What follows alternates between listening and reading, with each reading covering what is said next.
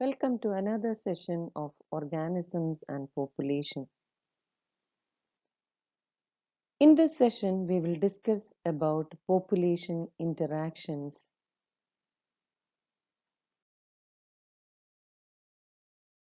Can you imagine any natural habitat on the earth that is inhabited just by a single species? There is no such habitat, and such a situation is unbelievable. For any species, the minimal requirement is one or more species on which it can feed. Think about a plant.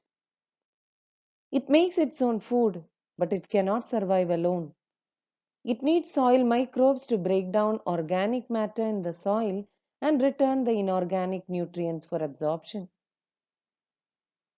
And then, how will the plant manage pollination without an animal agent? It is obvious in nature that animals, plants, and microbes do not and cannot live in isolation but interact in various ways to form biological community. Even in minimal communities, many interactive linkages exist, although all may not be readily apparent.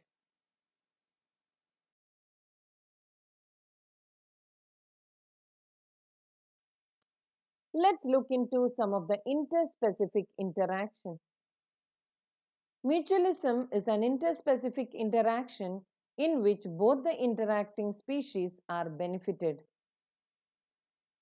We will look into some of the examples. The first example is very familiar to you, that is of lichen. Lichens represent a symbiotic association between fungus and photosynthetic algae.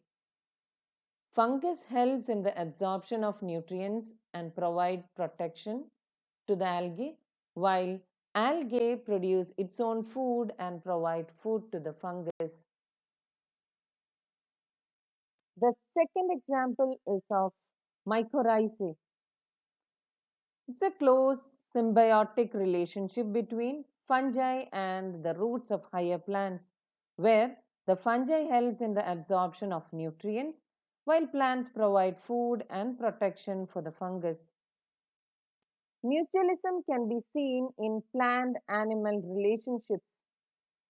Plants take the help of animals for pollination and dispersal of their seeds, and animals are rewarded in the form of nectar or edible pollen or as site for laying eggs. You might have seen various types of orchids. Orchids have evolved to attract right pollinator insect.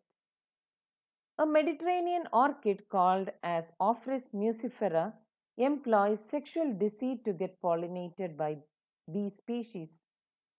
One petal of the flower resembles female bee in size, color and markings, and the male bee is attracted and pseudocopulates with it. During this process of pseudocopulation, the pollen grains are dusted on the body of the male bees.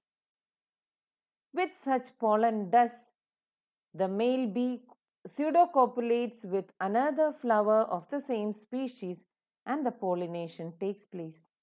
Here we see co-evolution, that is, if female bees' color patterns change during evolution, orchid flower also co-evolves to maintain resemblance of the petals to female bee.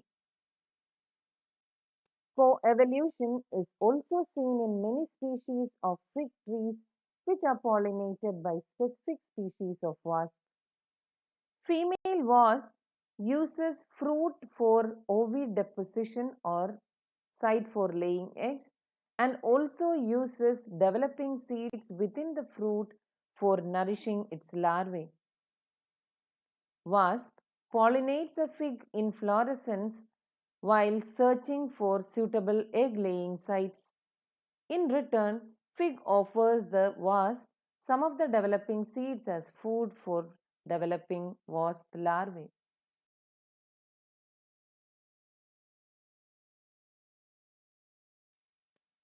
Predation is an interspecific interaction where an animal called predator kills and consumes the other weaker animal called prey.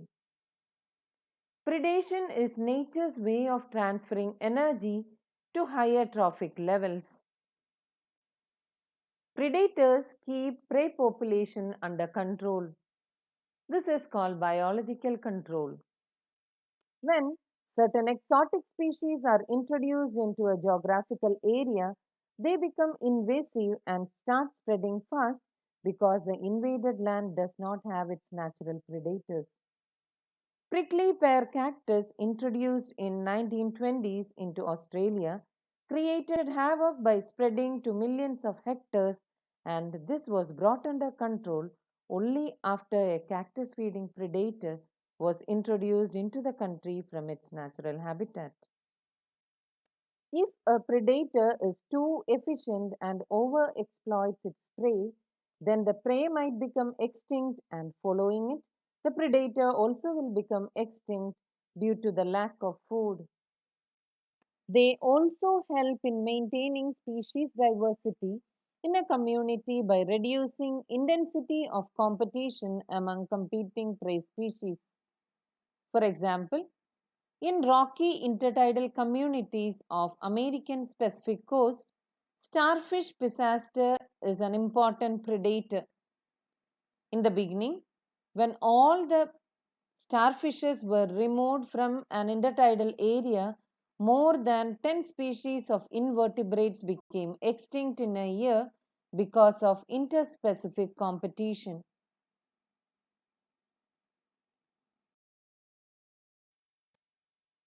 Let's see some mechanisms adopted by the prey to protect themselves from their predators. You all know about camouflage. Some of the organisms' body color matches with the surrounding, and this makes them unable to be identified easily by the predators. Another example is of monarch butterfly, which is highly distasteful to its predators. This is because of a special chemical present in its body, which is acquired by the butterfly by feeding on a poisonous weed in its caterpillar stage. Some insects feed on plant sap and other plant parts. So, some plants have thorns or spines for defense mechanism as that of acacia and cactus.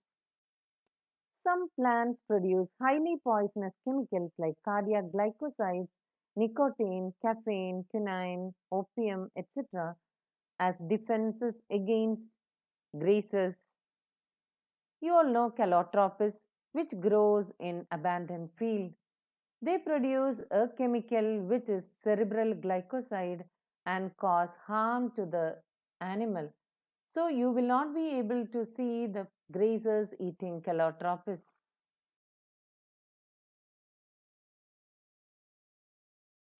Let's see what is parasitism.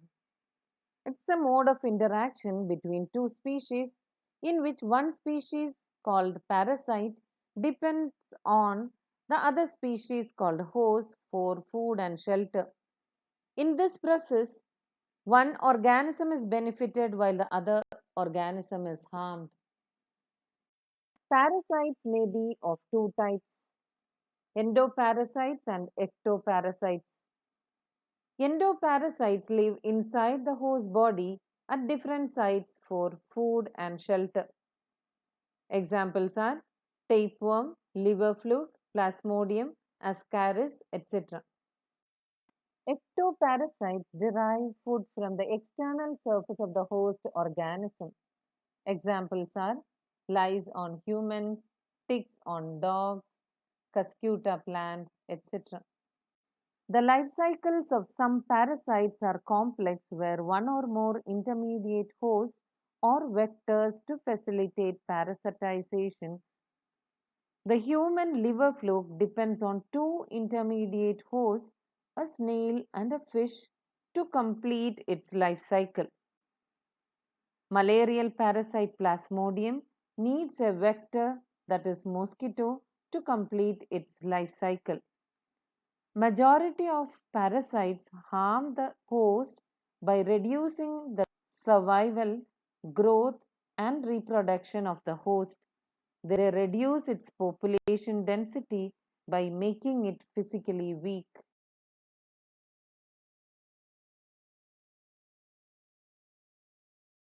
Let's see some adaptations of parasites.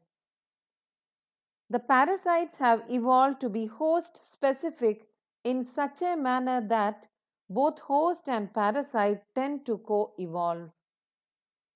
Endoparasites possess thick cuticle to protect themselves from the surrounding medium. They lack sense organs as they do not have to interact with the external environment. They possess adhesive organs or suckers to cling to host. They lack digestive system as they absorb digested food. They have high reproductive capacity. Ectoparasites like leech has suckers. Lice, ticks, etc. possess piercing and sucking type of mouth part to suck the blood from the host. Cuscuta, which is an ectoparasite, do not possess chlorophyll and leaves as they derive nutrition from the host plant. Have you heard about quail or cuckoo? It lays its egg in cross nests. Its eggs have evolved to resemble host's egg in size and color to reduce the chance of host bird detecting foreign eggs and remove them from the nest. This phenomenon in which one organism, parasite, lays its egg in the nest of another organism is called brood parasitism. Competition is a type of interaction where both the species suffer. It can be intraspecific or interspecific competition. The competition occurs due to limited resources between closely related species. Some totally unrelated species could also compete for the same resource. For example, in some shallow South American lakes, visiting flamingos and resident fishes compete for their common food, that is, zooplanktons.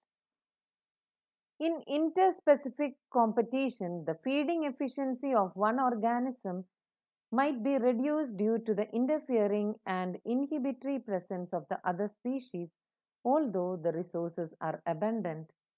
For example, after the introduction of goats in Galapagos Islands, the abingdon tortoise became extinct within a decade due to greater browsing efficiency of the goats.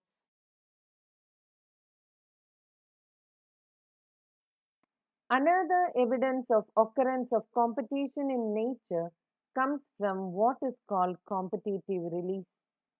A species whose distribution is restricted to a small geographical area because of the presence of a competitively superior species is found to expand its distributional range dramatically when the competing species is removed experimentally. Kernan's field experiment showed that on the rocky sea coast of Scotland, the larger and competitively superior barnacle Balanus dominates the intertidal area and excludes the smaller barnacle Thamellus from that zone. In general, herbivores and plants appear to be more adversely affected by competition than carnivores. Gauss' competitive exclusion principle states that two closely related species competing for the same resources cannot coexist indefinitely, and the competitively inferior one will be eliminated eventually. This may be true if resources are limiting but not otherwise. More recent studies do not support such gross generalizations about competition. While they do not rule out the occurrence of interspecific competition in nature, they point out that species facing competition might evolve mechanisms that promote coexistence rather than exclusion. One such mechanism is resource partitioning. If two species competing for the same resource, they could avoid competition by choosing, for instance, different times for feeding or different foraging patterns. MacArthur showed that five closely related species of warbler living on the same tree were able to avoid competition and coexist due to behavioral differences in their foraging activities. Let's look into another interspecific interaction, that is commensalism. It is referred to as the interaction between two species where one species is benefited and the other is neither harmed nor benefited. Let's look into some of the examples. The first example is that of an orchid growing as an epiphyte on a mango tree. The orchids get shelter and nutrition from the mango tree, while the mango tree is neither benefited nor harmed. Another example is that of barnacles growing on the back of whale. Barnacles are benefited to move to location for food as well as shelter, while whales are neither benefited nor harmed.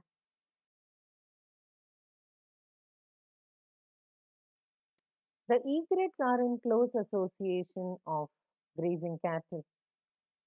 The cattle egrets are benefited by the cattle to detect insects because the cattle stir up the bushes and insects are flushed out from the vegetation. Commensalism is also found in sea anemones and the clownfishes. The fish is protected from predators and sea anemones are neither benefited nor harmed.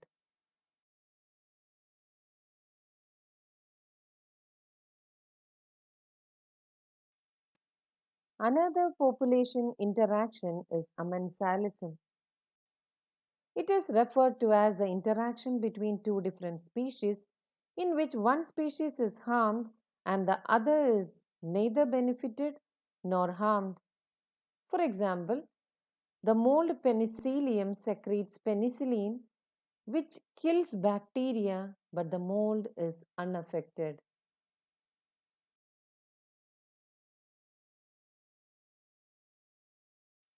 From today's session, you have understood that interspecific interaction could be beneficial, detrimental, or neutral.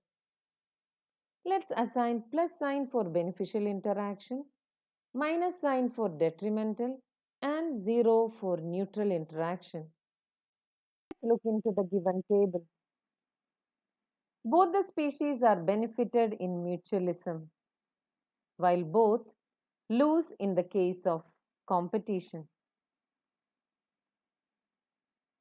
In predation, the predators are benefited while prey is harmed. In the case of parasitism, the parasites are benefited while host is harmed. Commensalism is an interaction where one species is benefited while the other is not benefited, not harmed. In the case of commensalism, one species is harmed whereas the other species is unaffected.